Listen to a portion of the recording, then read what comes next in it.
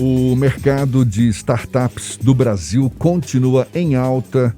Até novembro do ano passado foram investidos mais de 2 bilhões de dólares em startups, isso de acordo com dados do Inside Venture Capital Brasil. Apesar de tudo isso, o setor ainda se caracteriza como reflexo da desigualdade racial existente no país. Isso porque é constituído majoritariamente por pessoas brancas.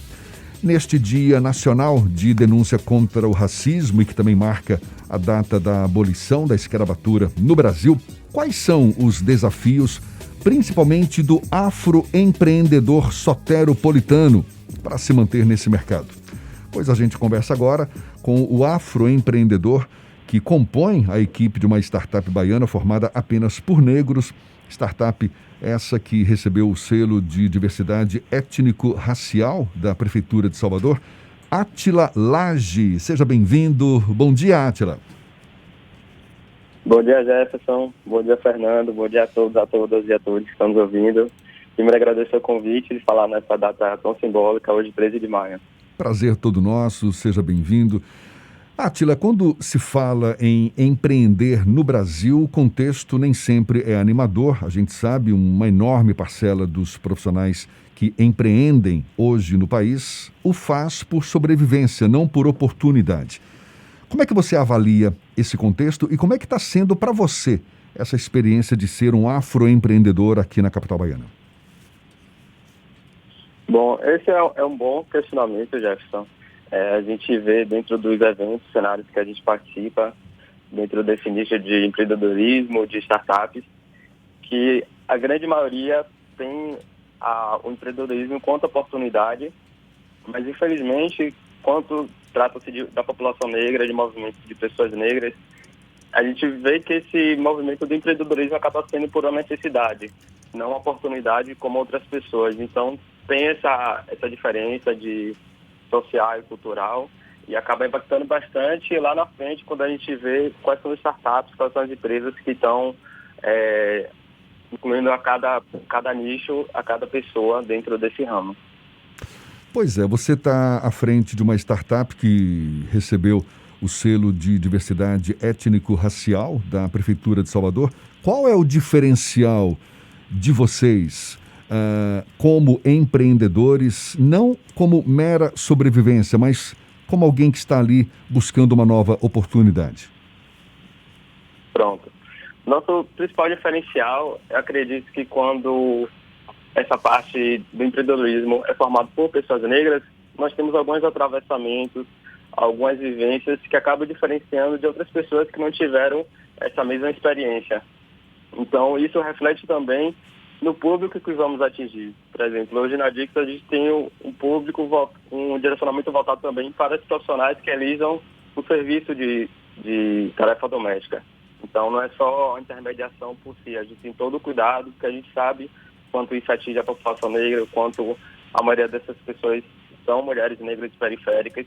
Então, tem um olhar diferenciado quando realizado por pessoas que participam do movimento do afroempreendedorismo. A gente consegue observar e já avaliar o impacto dessa perspectiva mais, como é que eu posso dizer, de conscientização da necessidade da união dos afroempreendedores, ou ainda está engatinhando esse processo de tomada de consciência do papel relevante desses afroempreendedores para o desenvolvimento da própria economia negra? Perfeito, perfeito.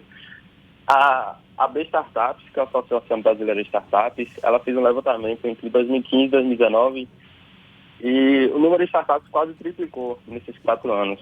Porém, a quantidade de pessoas negras dentro desse contexto, desse nicho e ecossistema de startups ainda é muito baixo. Então, temos aí 30 e poucos % que são de pessoas negras.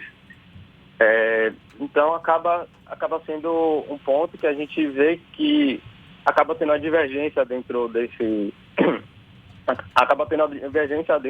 desse ramo. Então, tem um impacto, sim, lá no final, lá no começo, toda a trajetória em si da startup, ela tem um impacto diferenciado. A gente consegue perceber quais são as principais diferenças nesse sentido.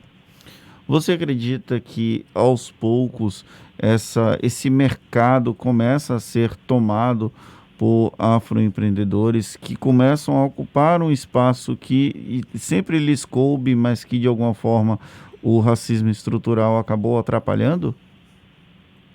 Com certeza, com certeza. Hoje existem iniciativas, a gente ainda está caminhando a passos lentos, acredito, mas as iniciativas elas estão acontecendo. Temos aí a Vale do Dendê, que é uma empresa formada aqui em Salvador, inclusive, que está aí conquistando o Brasil, o Nordeste e o mundo inteiro.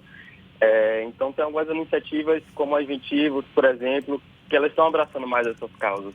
A gente está começando a criar mais consciência do contexto que estamos inseridos. Então, ainda estamos em passo lento, mas a evolução está acontecendo. Então, é importante a gente perceber que as pessoas elas também estão esperando por essas oportunidades. A gente vê que tem muitas pessoas criativas, muitos projetos criativos, mas nem sempre o espaço que elas conseguem ter é o mesmo que outras pessoas com outras características, outros perfis conseguem ter. Átila, como fazer para que um afroempreendedor ou o afroempreendedorismo não seja uma economia separada, mas sim uma economia inclusiva, por mais desafiador que seja isso? Perfeita pergunta, Jefferson. Esse é um desafio muito grande. Quando a gente se depara justamente nesses dados que eu trouxe da AB Startups, mas eu acredito e eu vejo que o caminho é esse, que seria justamente colocar pontos que também falem sobre os nossos interesses, pontos que também sejam relevantes para a gente. Então, a gente tem uma maioria de pessoas negras que não empreendem por oportunidade, mas sim por necessidade. Então, cabe às pessoas que organizam esses eventos, esses espaços, pensarem também que as pessoas negras elas têm outras vivências em relação ao empreendedorismo. Às vezes o empreendedorismo surge como uma real necessidade de sobrevivência. Então, pensar também como é que outras pessoas, principalmente o público negro, se inserem nesse evento. E não colocar algo como se fosse um padrão empreender enquanto oportunidade, mas algo mais inclusivo para todos. Tá certo. E todas, claro. Muito legal. Parabéns. E olha, sucesso para você. Muito obrigado pela sua participação aqui conosco. Jefferson. Seja sempre bem-vindo, tá bom? Bom dia e até uma próxima, então, Átila. Átila Lage, afroempreendedor, aqui conversando conosco no Issa Bahia. São 7h54 na Tarde FM.